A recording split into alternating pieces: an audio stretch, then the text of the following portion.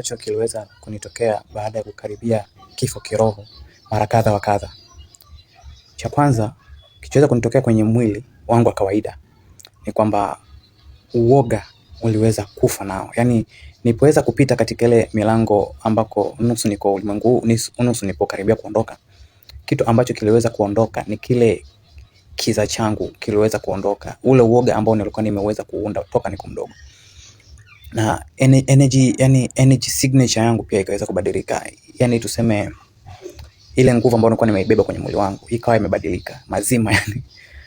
Nikawa na energy signature ambayo iko juu sana, alafu uoga kwenye ulimwengu wa kiroho ulikufa na kwenye ulimwengu wa kimwili uoga ukafa mazima.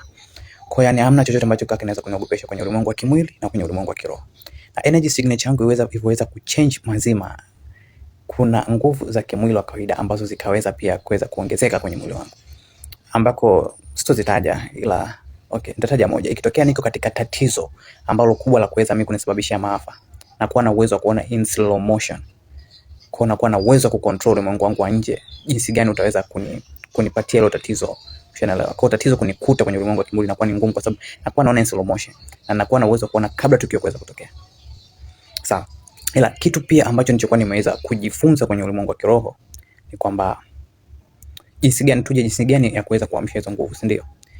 Ni cha kwanza inabidi uweze kubalance hizi chakra zako zote 7, sawa?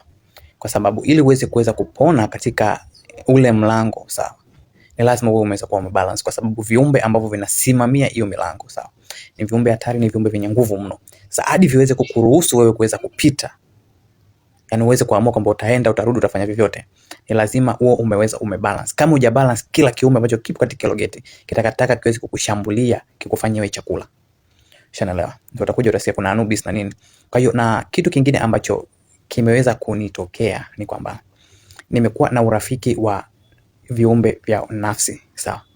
Nimekuwa na urafiki na viumbe vya nafsi ambavyo vinavyosimama kwenye mwanga na vinavyosimama kwenye giza. Kwa sababu gani? Kwa sababu nimeweza kubalance ile energy, ile nguvu yangu iliyokuwa ndani ya mwili wangu, siendeshwi na giza, siendeshwi na mwanga, niko katikati. Ni mtu, jinsi utakavyokuja ndio jinsi utavokutana na mimi. Ukija kwa furaha na amani, utakutana na furaha na amani. Ila ukija na mambo maovu, utakutana na ubovu wa kiza changu. Ila usitegemee kitafanya kiza kama watu wanavyojua kwamba kushambulia na nini. Ila mtu ataweza tu kuhisi kabisa kwamba kuna kitu, wewe umekuja na kiza, ila kiza ambacho kiko kwa ubovu wa huyu mtu ni kiko juu na kiko tamed, okay? So kinaweza kuerupt, hapana, ila ni kina nguvu kukuzidi wewe. Kwa sababu gani? Nimeweza kukitame. Kwa nini unaweza kukitame? Ukiweza kukitame kiza chako, unakuwa unavutia pia viumbe vya kwenye kiza ambao unajua utawatumia. Kwa anakuwa anakulinda kwenye ubavu wa kiza.